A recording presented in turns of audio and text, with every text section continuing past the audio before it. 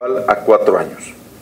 Delitos de contenido patrimonial con pena privativa de libertad cuyo máximo legal sea inferior o igual a 6 años, siempre que exista conciliación y no afecte otro bien jurídico. Todos sabemos que los abogados trastocamos la justicia, y es una pena decirlo así, pero los abogados trastocan la justicia y los temas civiles, muchas veces temas familiares, muchas veces temas que tienen que ser resueltos en otras esferas del derecho, son directamente llevados a la esfera del derecho penal. El derecho penal, que juega con la libertad de las personas, que juega con la vida de las personas, se ha convertido en el mejor instrumento de chantaje, de presión y de extorsión. La majestad del derecho penal, la majestad de la función punitiva del Estado, que justifica la existencia misma del derecho, del Estado de Derecho y del orden social, no puede ser rebajada a ese extremo y a esa condición. Ahí esperamos los grandes fallos de nuestro Tribunal Supremo, las sentencias constitucionales que puedan alumbrar esta visión absolutamente correcta, racional de lo que debe ser el derecho. Y por supuesto en delitos de contenido patrimonial, donde en los casos en que sí exista una situación delictiva, un hecho antijurídico, punible, que tenga una consecuencia económica, donde hay una solución a ese problema, no hay razón para seguir una persecución que no tendría mayor sentido dentro de la visión de la justicia restaurativa que tenía el Código del Sistema Penal. Las mujeres embarazadas, las madres durante la lactancia de un menor de 1 año, sentido elemental, sentido humano, y la madre, padre o cualquier persona que tenga bajo su guardia y custodia única o un menor de 6 años. Tenemos que liberar a la niñez de las cárceles. Estamos trabajando también en eso, juntamente el Ministerio de Gobierno, el Ministerio de Educación. No podemos ser una sociedad en el grado de avance que tenemos que tolere que la niñez vive encarcelada, que los peligros de un penal puedan afectar a los niños. Esta es una medida en ese sentido. Por supuesto, y como decíamos esta mañana, hablaba bastante con nuestro ministro de Gobierno, el doctor Carlos Romero, tenemos que buscar pues un equilibrio racional. Un equilibrio racional que no abra la puerta de las cárceles, pero que no permita que personas inocentes o que personas que pueden defenderse en libertad estén finalmente dentro de las cárceles. Es una tarea difícil, es una tarea compleja, pero la podemos hacer, por supuesto. Podemos hacerlo todo si tenemos voluntad, si tenemos decisión y si tenemos las herramientas para hacerlo. ¿Cuáles son las excepciones a la improcedencia de la detención preventiva? Es decir, ¿en qué casos no se aplican estas excepciones que he mencionado hace un momento? Primero, delitos de lesa humanidad, terrorismo, genocidio, traición a la patria y crímenes de guerra. Segundo, delitos contra la libertad sexual o violencia contra las mujeres, niños, niñas, adolescentes y adultos mayores. Cuarto, delitos de contenido patrimonial que se ejerzan con violencia física sobre las personas. Una cosa es un delito patrimonial de estelionato, estafa o demás que puede generar una responsabilidad económica, y otra cosa es cuando ha habido violencia de por medio. Delitos de contenido patrimonial con afectación al Estado, de corrupción o vinculados, aplicación de la Ley 04. Son pocas las restricciones. En el sentido general, hay una visión amplia para que se reduzca la detención preventiva por varias vías. Por la vía de la obligación del fiscal de solicitar por un tiempo determinado con un compromiso de determinados actos de investigación, por la vía de las excepciones, y el tercer elemento es por la vía de viabilizar y facilitar la cesación a la detención preventiva. Se incorporan como causales de cesación de la detención preventiva el incumplimiento del plazo solicitado por el fiscal siempre y cuando no se haya pedido ampliación y hayan desaparecido las circunstancias que fundaron el peligro de fuga u obstaculización. Es un concepto nuevo que va a revolucionar y que viene a la par de lo que hemos mencionado hace un momento. Cuando una persona solicita la detención preventiva de una persona, no está pidiendo cualquier cosa. Pongámonos a ver en el lugar de la persona que está en manos del fiscal. Pero bueno, digamos, el fiscal tiene la responsabilidad, tiene que imputar, tiene que atacar, es su labor, y no podemos cuestionarlo por eso. Pero un juez, cuando por otras razones dispone la detención de una persona que sabe que no están sobre ella los elementos suficientes para justificar esa medida, o peor aún, como en el caso de la tristemente célebre doctora Pacajes, un juez o un tribunal dicta una sentencia condenatoria en contra de un ser humano con la convicción de que no ha cometido el delito, o sin aplicar ese principio fundamental del derecho penal que dice que en la duda es preferible siempre absolver a un culpable que condenar a un inocente, esa persona no merece ser juez. Esa persona no merece la maravillosa y extraordinaria bendición de nuestra profesión de hacer justicia. Hoy día hablaba del profesor Piero Canamandré y el profesor Chovenda decía, citado por nuestro doctor César Villarruel, un poco el juez hace la labor de Dios, ¿no?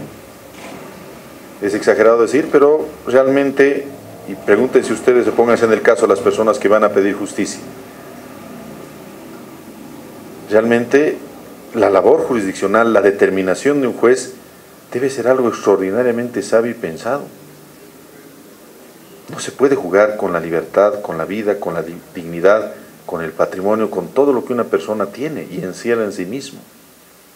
La calidad de nuestra justicia es la calidad de nuestra democracia, es la calidad de nuestro proceso, es la calidad de lo que somos como nación. Ya ha llegado la hora de volcar nuestra mirada en serio para ver estos temas. Cesación a la detención preventiva por incumplimiento del plazo solicitado y porque no se hayan cumplido las investigaciones comprometidas, por enfermedad terminal acreditada y por el cumplimiento de 65 años de edad, salvo delitos contra la libertad sexual o violencia contra mujeres, niños, niñas, adolescentes y adultos mayores, delitos de corrupción y vinculados de lesa humanidad, terrorismo, genocidio, traición a la patria y crímenes de guerra. Incumplimiento de la investigación, enfermedad y edad son los tres elementos nuevos para la cesación a la detención preventiva. Se reducen los plazos. Se reduce el plazo para el señalamiento de las audiencias de las solicitudes de salida alternativa y la cesación a la detención preventiva de 5 días a 48 horas, cuando el imputado esté con detención preventiva, debiendo habilitarse el efecto días y horas inhábiles. Cuando uno ve los plazos que tienen nuestras normas, uno se pregunta, yo en algún momento discutí este tema en la comisión, uno se pregunta, ¿vale la pena trabajar sobre los plazos? ¿O vale la pena hacer que los plazos se cumplan? Mucho haríamos si realmente cumplirían la Constitución los jueces de garantías, esperemos que sí lo hagan los magistrados de las salas constitucionales que han de ser correctamente elegidos por el Consejo de la Magistratura, el Tribunal Constitucional, el Tribunal Supremo, para que empiece su labor en el mes de enero. Mucho haríamos pidiéndoles que realmente cumplan el espíritu y el sentido de la Constitución. Reducir los plazos de 5 días a 48 horas, cuando muchos sabemos que esto puede ser 5 meses o 48 días. Es así la realidad, y ustedes saben, como magistrados, como abogados. Pero bueno, es un elemento más para tratar de agilizar los procesos y evitar la retardación de justicia. Apelación de las medidas cautelares. Se establece que un solo vocal, el vocal de turno de la sala penal, conozca y resuelva las apelaciones de las medidas cautelares dentro del plazo de 3 días de recibidas las actuaciones, lo que ayudará a superar el cuello de botella en las salas penales en los tribunales departamentales de justicia. La idea general de los tribunales colegiados es que 2 cabezas piensan mejor que una, que 3 personas tienen menos posibilidades de equivocarse, que la unidad de criterios finalmente procura un mayor acercamiento hacia la justicia, a la acción tutelar de la justicia, a la función de correcta administración de justicia. Sistema norteamericano, ¿no es cierto? 18 miembros de un jurado establecen la inocencia o responsabilidad de una persona y un juez falla sobre eso. Esa fue la lógica de la 1970, 5 jueces, 3 legos y 2 técnicos. ¿Hasta qué punto eso es cierto? Otro de los temas profundamente debatidos. Y yo, mi respeto a una persona que sin ser abogada conoce mucho de derecho, la doctora Gabriela Montaño, presidenta de la Cámara de Diputados. Muchas cosas aprendemos de derecho de Gabriel. ¿Realmente 2 cabezas piensan mejor? ¿3 cabezas piensan mejor? ¿Qué pasó en el caso de la juez Patricia Pacajes? ¿Estaban exentos de responsabilidad los otros 2 jueces del tribunal? ¿No conocieron el caso? es una lógica constante que, como somos tres, nos ahorraremos el trabajo y nos repartimos uno a cada uno y yo firmo calladito lo que me pases. ¿Es eso lo que ocurre? Para eso el Estado hace un esfuerzo de tener 3 jueces en vez de uno solo. Saludamos la determinación del Consejo de la Magistratura de haber llevado correctamente una auditoría y haber tomado la determinación que han tomado. Si ha habido una injusticia, no es responsable solamente la juez que en un acto incontrolado, fruto del alcohol, ha confesado algo. Más responsabilidad tienen las otras 2 personas, porque sabían. Y si no sabían, peor responsabilidad por no saber lo que está pasando en su juzgado. Pero es difícil a veces y se ha convertido en un cuello de botella. Es otro de los temas largamente tratados. Juntar a 3 jueces es difícil. No va uno, se suspende la audiencia. ¿Y qué ventaja se obtiene? Que sean 3. Si vieran los datos. En 60 casos, un voto disidente. ¿Para qué son 3 jueces? Para que debatan entre ellos, para que no estén de acuerdo, para que su espíritu natural de la justicia los lleve a diferenciarse. Y que haya una votación dividida, que es un elemento fundamental incluso para el juicio de reenvío, para una revisión de esa sentencia, ¿no es cierto? Pero ¿de qué sirve si en 60 casos, corrígeme si estoy mal, 60 casos, un voto disidente? Un voto disidente. ¿Cuál es el sentido de eso? Las apelaciones, por eso, de medidas cautelares, no han de ser resueltas por la sala, inmediatamente llega, se sortea un vocal y un vocal de corte, correctamente elegido, una autoridad superior de la justicia, que ha llegado ahí por su mérito, su trayectoria, haciendo justicia, revisará pues finalmente lo que el juzgado público ha hecho. Eje número 3, perdóname por extenderme, voy a tratar de ser lo más breve posible, pero bueno, estos temas a veces son apasionantes. Afianzamiento de la oralidad en el proceso penal. La gran novedad de la ley 1970 fue el juicio oral, así nos lo vendieron. Recuerdo muy bien cuando se hacían los juicios en el Prado de la ciudad de La Paz, cuando se hablaba de la oralidad. En realidad, si se ponen ustedes a analizar, el proceso del sistema inquisitorial del Código de 72, en realidad también tenía fases orales muy importantes. Los debates, el plenario, concluían y se desarrollaban de manera oral. Pero nos trajo una novedad la oralidad, la ley 1970. Y la oralidad la entendimos como sinónimo de aceleración de los procesos, de resolución rápida del proceso. Pero ¿qué pasa cuando se trae un proceso? Se señala una audiencia el día de hoy, supongamos 19 de noviembre, se llega a la audiencia, que además está señalada con 15 minutos de diferencia de la anterior y 15 minutos de la posterior, y por X o Z motivos, X, Z a la N, 10.000 motivos, ocurre lo que por lo general ocurren con las audiencias, se suspende. Y el próximo señalamiento es para el mes de febrero del año 2019. Y hay unos datos exagerados, aquí está nuestro viceministro de Transparencia, sabe de un caso en Tarija, siendo Ministerio de Transparencia, siendo el gobierno, ¿para cuándo era el señalamiento? Para mayo. Yo estoy siendo generoso con los jueces hablando de febrero. Nos suspendieron ahora y nos pusieron para mayo. Y si suspenden lo de mayo va a ser seguramente octubre. Vamos, está para decir, volveremos a la justicia escrita, se despachaba más rápido. ¿Para qué sirve la oralidad con 5 meses, 6 meses de intervalo entre audiencia y audiencia? El elemento central, fundamental, el espíritu de la ley 1970, el espíritu de esta reforma es la oralidad en serio, y eso es agarrar un caso, tomarlo, conocerlo y resolverlo, y no ver nada más hasta que finalmente ese proceso no termine.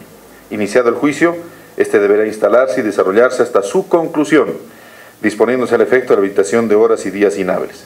En este marco se establece que cuando el juez se encuentre con un impedimento físico permanente, este será sustituido, se entiende por supuesto antes de la instalación del proceso, por otro en el plazo de 24 horas previo sorteo de la oficina gestora. Hoy día empieza un juicio, hoy día lunes, sigue martes, miércoles, jueves, viernes, no termina, lunes, martes, miércoles, jueves, viernes, sábado se habilita, domingo se habilita, pero por Dios, lo que empieza tiene que terminar, sin que se tome otra cosa. Yo creo que este es uno de los elementos más importantes.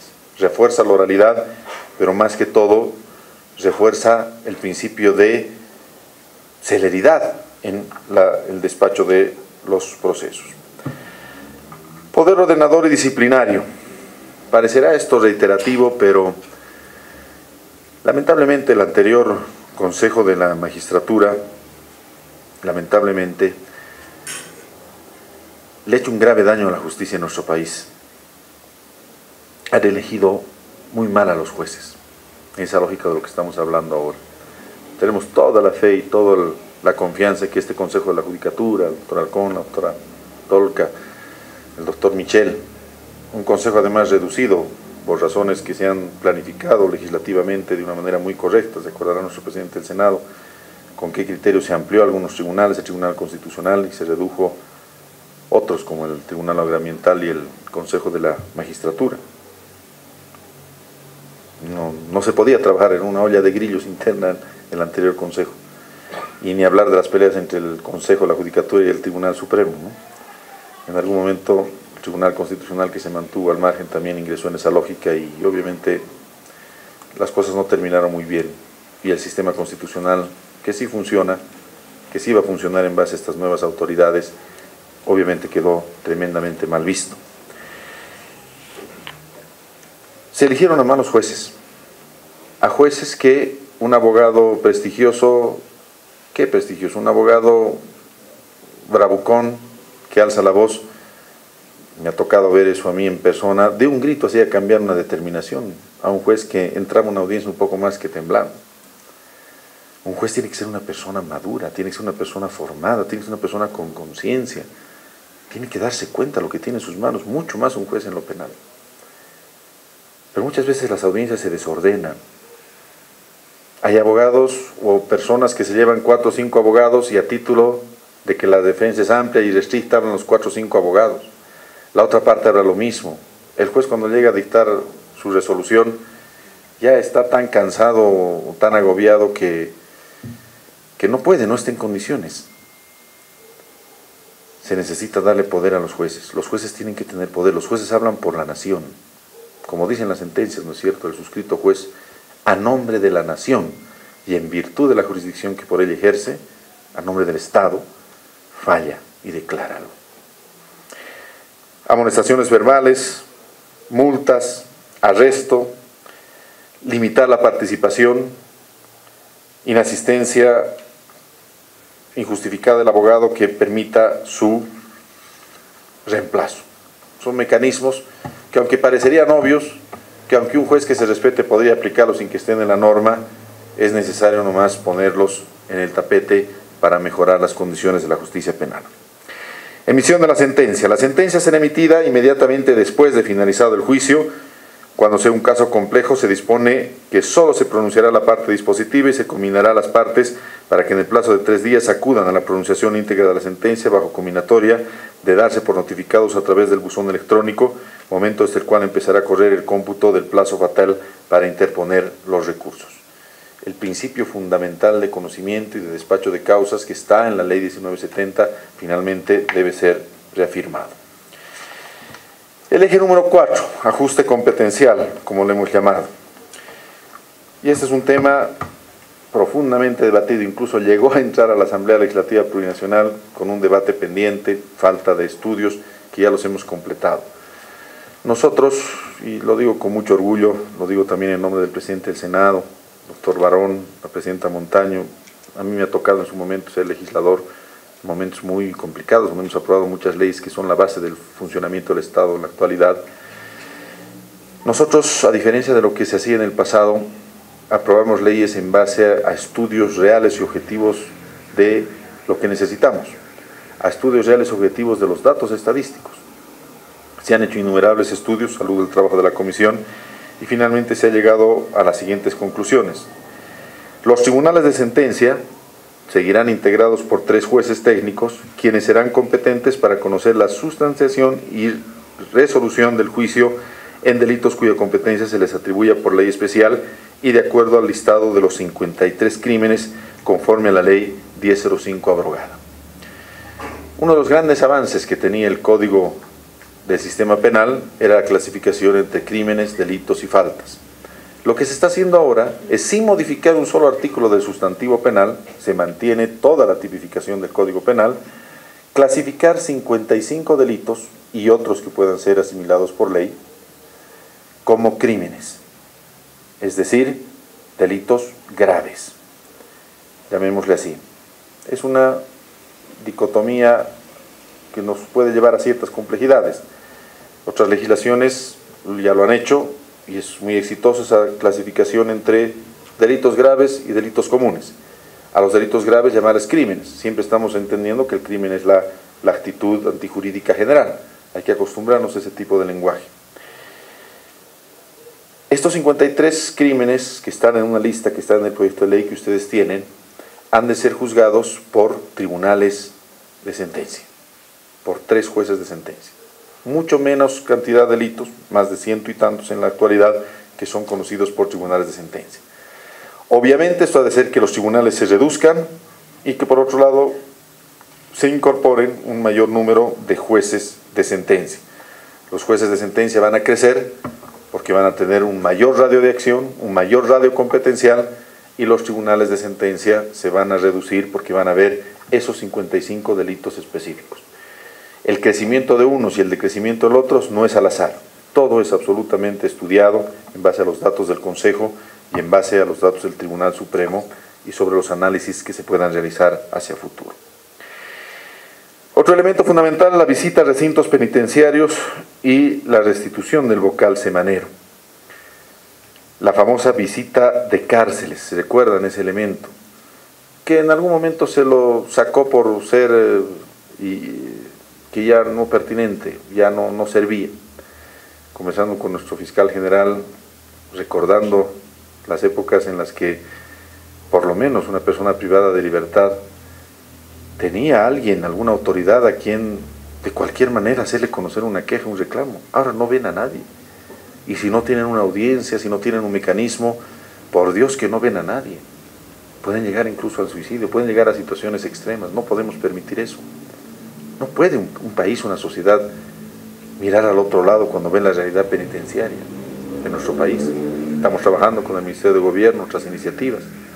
Pero esto es un elemento, en las actuales circunstancias, absolutamente justificado. Que periódicamente se los escuche, se vea la reposición de las visitas de cárceles. Y finalmente, un vocal, pues, una autoridad judicial superior que semanalmente se encargue de que las cosas funcionen. El problema con los jueces, y en esto en algún momento hemos convergido también con el presidente Revilla, es que nadie los controla y no quiere ningún control. Y lo digo con todo respeto a los muy buenos jueces que hay, que los hay, y son más de la mitad, mucho más de la mitad. Pero lamentablemente les pasa lo mismo que nos pasa a todos los abogados. Por los errores de algunos nos mira mal a todos. Yo conozco, he compartido la cátedra universitaria, he compartido el aula universitaria, y sé que ahora hay dignísimos jueces, vocales, en mi distrito, en el distrito de La Paz, como me imagino que hay en todo el país. Pero hay un pequeño grupo de jueces que tiene la idea de que el juez es una autoridad todopoderosa, que sigue todavía con la idea de la toga y el birrete que se llevaba en la antigüedad, simbolizando la autoridad por encima, que cree que su autoridad se basa en lo que es él, en el nombre que lleva, no en su conocimiento, en su formación y su servicio a la sociedad. Y en esa lógica, recordarán ustedes, había un sistema que implementó el anterior Consejo de la Judicatura, Consejo de la Magistratura, perdón, el anterior grupo, que era un registro de las sentencias, no sé cómo se llamaba el sistema, un registro automatizado de las sentencias, a lo cual se resistieron los jueces, como se resistieron al control biométrico, como se resisten a muchos elementos. Hay que entender que un juez es una persona digna. ¿Qué más dignidad que poder hacer justicia y fallar en favor de la sociedad, acabando un conflicto entre dos partes? Pero esa dignidad tiene que expresarse en el cumplimiento de su responsabilidad. Un juez jamás debería suspender una audiencia, jamás debería señalar una audiencia que no va a poder llevar adelante, jamás debería hacer durar un proceso solamente porque no tenga las condiciones para entender el proceso que lleva adelante. Es digno renunciar y irse, no acabar como acaban algunos jueces. Y en esa lógica es pues fundamental y necesario que haya un control, más allá del control del Consejo, de la magistratura.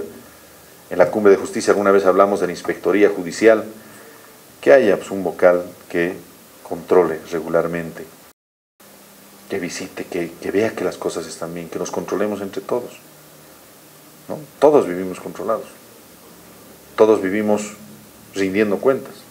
Los ministros deben ser los que más rinden cuentas. Trabajamos de las 5 de la mañana hasta las 12 de la noche. Tenemos como máxima y como elemento de conducta jamás mentirle al presidente. El almirante doctor Gonzalo Halcón conoce muy bien, ha sido comandante de la Fuerza Naval de Bolivia, sabe de lo que estoy hablando. Aquí ustedes pueden creer que estoy exagerando, pero tengo un testigo aquí, al doctor Gonzalo Halcón. Cuanto más control hay, cuanto más cuenta se rinde, mejor trabaja uno. Y quien lo hace bien no tiene por qué tener ninguna duda.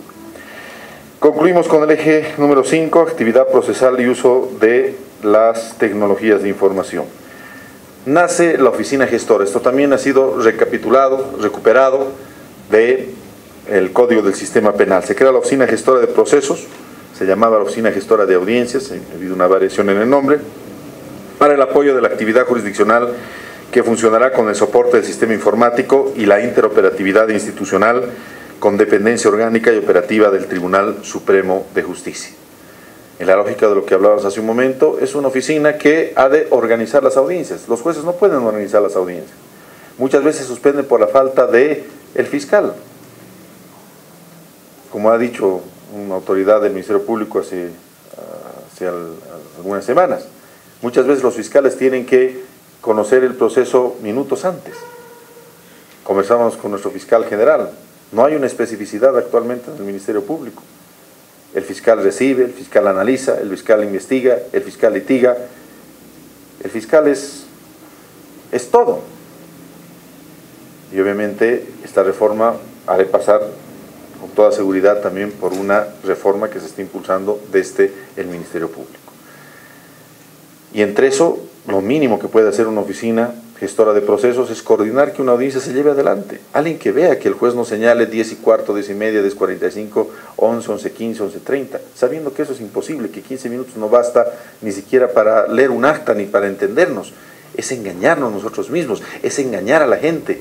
Y la justicia no puede engañar a nadie, la justicia debe ser lo más preclaro que deba tener una sociedad en su conjunto. Pero obviamente hay que darle instrumentos, que se coordine con el Ministerio Público, que se coordine con las partes, que haya una gestión humana, realmente real, objetiva, que a alguien le importe que la audiencia no se suspenda y se suspenda y se suspenda, y que la señora del campo, que el compañero del campo muchas veces llega con esfuerzo y sacrificio, pasa un verdadero viacrucis, no se siga frustrando, amargando y destruyendo la vida, que el Estado no signifique eso para la persona, que el Estado signifique un amparo, una protección, que signifique algo positivo. El ser humano, decían los romanos, es en definitiva la justificación de la existencia del Estado. En las épocas del emperador Trajano se decía: Roma vale la vida de un hombre. Una persona justificaba la existencia del imperio. No lo estoy hablando de un imperio que sea ejemplo, obviamente era un imperio esclavista. Pero ese concepto de decir que por una persona el Estado debe movilizarse es correcto para la administración de justicia. Y debemos adquirirlo nosotros. Estará a cargo de organizar la agenda judicial en el sistema informático para señalamiento de audiencias, notificar a las partes, testigos y peritos, coordinar con el Ministerio Público y Policía Boliviana, sortear causas nuevas, un nuevo juez ante la presentación de excusas, admitirlas, y ante la presentación de recusaciones, tramitarlas. Audiencias.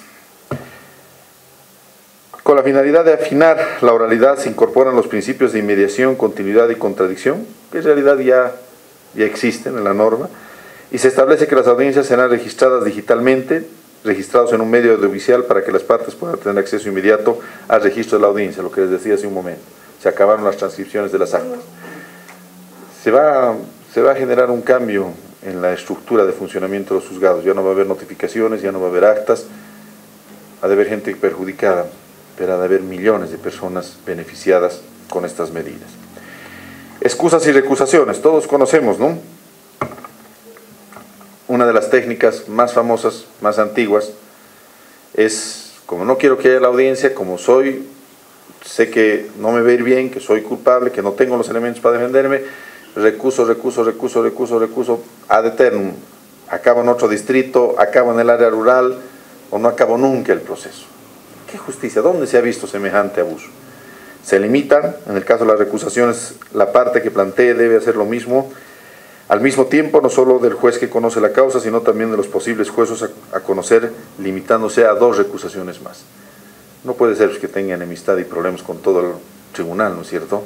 Eso es ilógico, pero aunque parezca ilógico, es lo que se usa. Cuando se presente una excusa, esta deberá ser comunicada a la oficina gestora de procesos para que a través del sorteo informático se designe de manera inmediata un nuevo juez. Conciliación. El juez de oficio deberá promover la conciliación antes de efectuar la combinatoria por vencimiento del término de la investigación preliminar o antes de pronunciarse sobre la ampliación del plazo de la investigación dispuesta por el fiscal. Es decir, es elemento fundamental de la justicia restaurativa solucionar a través de la conciliación en los casos que permite la ley, no como una situación dispositiva, sino como una situación obligatoria de parte del juez. Asimismo, el fiscal de oficio deberá promover desde el primer momento el proceso hasta antes de emitirse el requerimiento conclusivo, debiendo hacer conocer a la autoridad jurisdiccional el resultado. Promover la conciliación, promover las salidas alternativas. Los datos son verdaderamente alarmantes de la cantidad de procesos. Y son alarmantes hasta un poco, y eso nos lleva a pensar un poquito en la responsabilidad propia de la sociedad, ¿no? Muchas veces en todos estos años de funcionario público hay problemas en el trabajo y la tendencia mayoritaria es proceso penal. ¿Dónde hay corrupción? Proceso penal, con la policía. Ministro en persona, nos ha tocado con el viceministro Jiménez sacar a gente, nosotros, presa, corrupción. Pero hay una lógica de entender que algunos errores deben terminar finalmente en la cárcel, en procesos penales. El proceso administrativo es una situación opcional. La justicia administrativa se ha convertido en una situación opcional. Eso no es admisible. No puede terminar todo en la vía penal.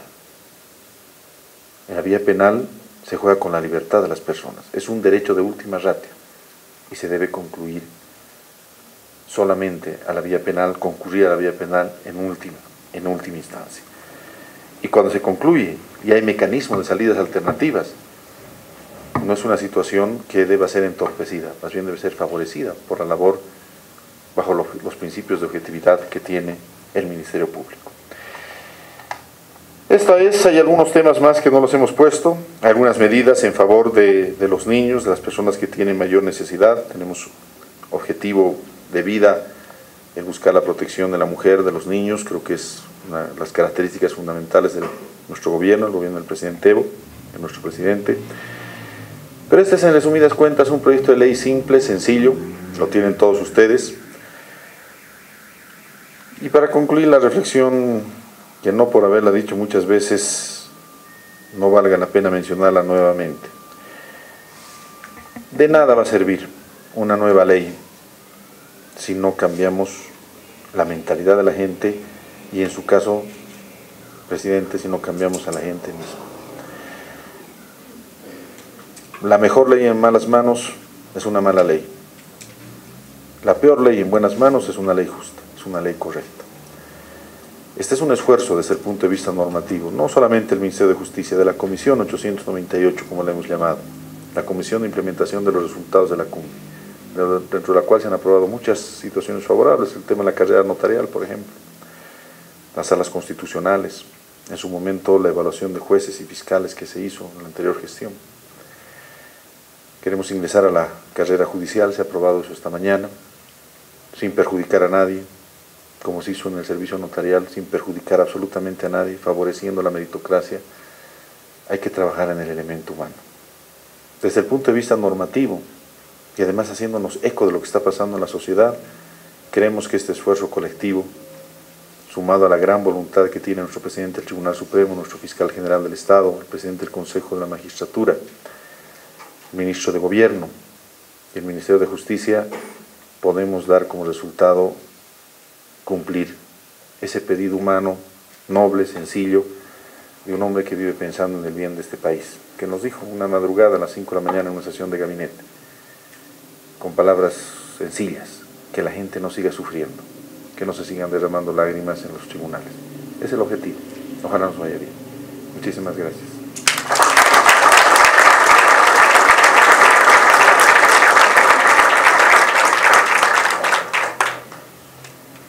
De esta forma pedimos también al doctor José Antonio Rovilla Martínez, presidente del Tribunal Supremo de Justicia, a poder vertir palabras de clausura de este evento. Bien, no puede menos que significar, y es para mí un honor, y debo recalcar lo siguiente, que por cuarta vez sea Sucre el escenario en el cual se presenta una reforma de magnitud tal cual ha puesto nuestro señor ministro. Recordamos antecedentes: ley 254, ley 603, ley 439 y ahora nuestra ley de abreviación procesal, que nuestro señor ministro la socializa por primera vez en la sede del Poder Judicial en la capital del Estado Pluriversal y Comunitario de Bolivia, que es Sucre, lo cual obviamente hace que nos sintamos fortalecidos y bastante orgullosos. Los temas sobre los cuales ha abordado nuestro señor ministro son altamente complejos y forman parte de la llamada revolución de justicia, pero con una especial connotación. Estamos hablando de derecho penal, y el derecho penal pues tiene características absolutamente singulares y conflictivas y obviamente absolutamente distorsionantes, que no forma parte de un sistema de impartición de justicia, diríamos, que funciona mecánicamente normal. No es lo mismo deber dinero y que la persona que se resiste a pagar la deuda se acuda ante tribunales, se remata la casa y solucionado el conflicto. El derecho penal no soluciona ningún conflicto. El profesor Binder muy bien dice: lo que hace el derecho penal simplemente es redefinir los conflictos penales, los conflictos punitivos, en términos más pacíficos. Me dejo entender, hay un menor que no le pagan asistencia familiar, pues está el proceso familiar correspondiente, conflicto, necesito asistencia familiar, solución que se obligue al obligado a que la proclama. Derecho penal, supongo ejemplo de Binder, nuevamente. Un esposo por celos mata a su esposa y tienen 2 niños. ¿Este es un conflicto? Absolutamente sí. ¿Cómo soluciona el conflicto el Estado esto? Metiendo en la cárcel al agresor, no puede ser de otra manera, y hemos solucionado el conflicto o hemos agravado el conflicto. Tenemos niños sin la madre, asesinada, el padre en la cárcel y el conflicto sigue latente y en ningún momento hemos definido autocompuesto o lo que denominemos ese conflicto. De ahí el gran desafío que tiene el sistema de la revolución de justicia, porque estamos encarando en primer término, como muy bien hizo referencia nuestro ministro de Justicia, muy bien hizo referencia el doctor Leanchipa, nuestro viceministro de Gobierno, estamos encarando el tema absolutamente más sensible, y simplemente tomo prestado el ejemplo de Binder para ver la sensibilidad de ese tema. Y lo que no podemos entender es, y perdónenme, Ernesto Gelo hacía una obra muy bonita llamada El siglo, hacía referencia a la diferencia entre lo absurdo y lo ininteligible. Y estamos en presencia de un sistema absurdo, no ininteligible. Ininteligible es lo que nuestra capacidad no alcanza a entender, pero absurdo es lo que no podemos entender por lo absurdo del sistema. ¿Se dan cuenta? La resistencia que ya probablemente se pueda vislumbrar, pero que no pasarán, como decimos siempre. Se dan cuenta que tenemos un teléfono celular para enterarme lo que le insultan a la determinada persona, cómo le difaman, o tenemos una computadora para ver el top 10 de la música ramplona, y nos negamos a utilizar esos instrumentos telemáticos, informáticos, tecnológicos en sistemas de justicia. Consiguientemente, nuestro señor ministro los ha expuesto de manera absolutamente brillante. Tenemos jueces que convocan a sus secretarios vía WhatsApp. Tenemos jueces que tienen grupos de WhatsApp y son los que van a negarse a implementar la tecnología en beneficio ya no del juez, sino en beneficio del litigante. Pues el sistema está absolutamente absurdo si acaso no se encara, no se acepta esta brillante idea del Ministerio de Justicia de poder plasmar, reitero, las tecnologías correspondientes. ¿Qué sistema más absurdo? Tenemos personas embarazadas que podrían ser objeto de detención preventiva. Han sido bastante detalladamente expuesto un tema así. Enfermos terminales, etcétera, etcétera, etcétera. No tenemos tribunales colegiados. Los que hemos sido vocales sabemos perfectamente bien que esa es una de las mentiras más grandes que este proyecto de ley de abreviación procesal va a desenmascarar. No hay tribunal colegiado que colabora recíprocamente en los procesos de medidas cautelares. Hay el vocal relator y ese vocal relator es dueño de la causa correspondiente y simplemente coordina para obtener su aquiescencia de voto con el otro vocal. Consiguientemente, lo que está haciendo el sistema estaba absolutamente mal y lo que se está poniéndose es las cosas como deben ser. Hacer justicia porque significa ajustar. Consiguientemente, esa optimización. Ya están las críticas de que cómo van a ser vocales unipersonales y bipersonales a la vez, pero la realidad es muchísima más rica que la especulación de los autoexcluidos que no pretenden participar y que siempre van a negarse ante cualquier intento de revolución de la justicia tal cual se está enfocando. Nuestro fiscal general del Estado enfocó y dio las palabras iniciales y con el debido respeto simplemente hago referencia a lo que en la realidad acontece. No teníamos fiscales, simplemente teníamos gente cautelera y no teníamos jueces, simplemente teníamos jauleros, ¿no es cierto? Así estaban las cosas. Muy bien lo dijo que la detención preventiva era la excepción y que la libertad es la regla. Así son las cosas, absolutamente no. La cautelar es eso, accesoria al proceso. Pero están tan absurdamente las cosas planteadas en la realidad, y ahí hay que tener mucho cuidado en elegir a los jueces correspondientes, tan absolutamente distorsionadas, que el proceso pasa a ser lo accesorio y la medida cautelar pasa a ser lo principal. El fiscal se conforma con cautelar a la persona, el juez se conforma con ese sentimiento de lo que Hegel llamaba desviación de la idea absoluta, cuando el sentimiento de justicia simplemente es un sistema retributivo que sufra a la persona que cometió un delito, lo mismo que sufrió la víctima, mandando a la cárcel, y ahí los teníamos absolutamente olvidados. Ahí había acabado el proceso y consiguientemente nuestros fiscales simplemente eran cauteleros de jueces que se convertían en jauleros, ¿no es cierto? Y el problema de los detenidos preventivos nuevamente era ese problema que ha hecho bastantes referencias nuestro fiscal, nuestro señor viceministro, y reitero, con la absoluta brillantez y sobre todo con la absoluta honestidad intelectual que el Ministerio de Justicia está enfocando estos temas que ya han tocado absolutamente fondo. ¿No? Me dejo entender, ya no tendremos jueces jauleros, ya no tendremos jueces cauteleros, tendremos jueces que busquen la sentencia y que esa sentencia se pronuncie conforme a lo que ha sido alegado y probado por las partes. ¿Qué sistema está vigente entre nosotros? ¿El acusatorio? ¿Hemos realmente transitado el sistema acusatorio o tenemos un sistema acusatorio carcelario? Hay la oposición, hay la acusación, la oposición y la decisión, pero está absolutamente deformada esa, porque nos interesa es la tranquilidad de la población, y esa tranquilidad simplemente se trasluce en el que pareció cometió un delito, cautelarlo, tenerlo en una jaula y que dure el tiempo que deba estar, y darse los absurdos de que incluso han excedido el tiempo de su condena. Este asunto de cosas no va a concluir, reitero, gracias a la gran honestidad intelectual, primero de la autocrítica que se hace referencia a través del Ministerio de Justicia de que estas cosas no pueden permanecer tal como están permaneciendo hasta el momento, y la brillantez intelectual que todos ustedes conocen de nuestro señor ministro y que enfoca las cosas como deben ser. Finalmente, no diré finalmente, otro cambio de actitud. Dejamos las audiencias que las fijen los jueces y las fijen cuando a ellos les place, ¿no es cierto?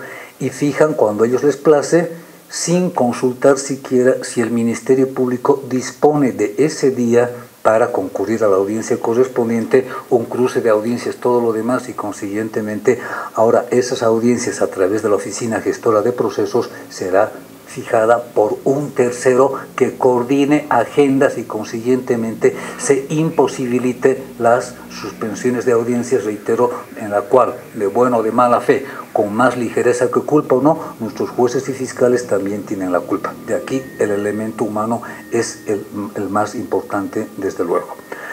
Finalmente, aunque parecería bastante inoportuno, no deja nunca de saltarme a la mente un pensamiento del gran revolucionario Vladimir Lenin, que en la bancarrota de la Segunda Internacional, refiriéndose a la situación revolucionaria, hacía referencia que cuando las cosas están insostenibles, que cuando las cosas no pueden ser ya como eran hasta un momento, estamos ante un cambio inminente.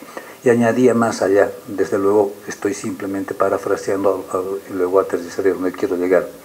Habrá situación revolucionaria cuando los de arriba no puedan seguir con sus privilegios.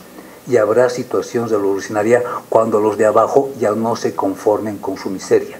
Y consiguientemente esta reforma de abreviación procesal penal tiende a esa revolución de la justicia, eliminando el privilegio que supone ser juez. Ha hecho referencia al juez Júpiter, nuestro ministro de Justicia, el altanero, el juez que todo lo puede, y referentemente, reitero, se elimina esa cultura del privilegio.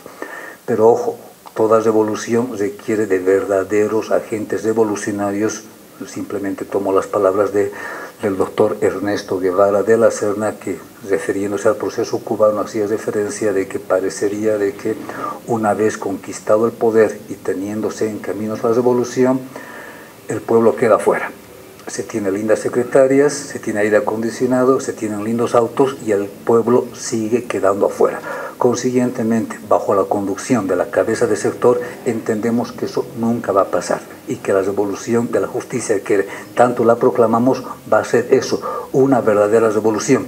Y para eso, por favor, no nos equivoquemos en la elección de esos agentes revolucionarios que los llamaremos jueces, ¿no es cierto? Porque si no cambian los jueces, creo que habrá que cambiar de personas. Muchísimas gracias y mis felicitaciones a nuestro señor ministro de Justicia.